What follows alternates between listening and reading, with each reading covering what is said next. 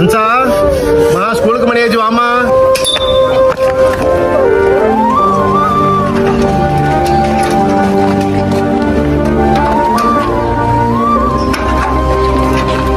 ஏமா இவ்வளவு லேட் பண்ற?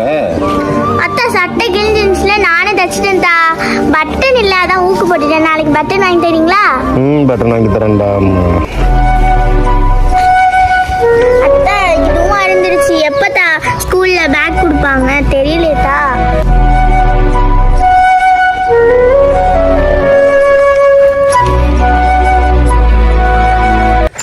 என்னடா வாழ்க்கை இது?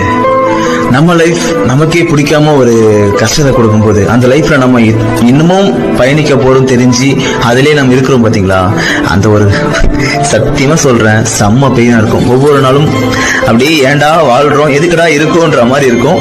ஆனா என்ன பண்றது,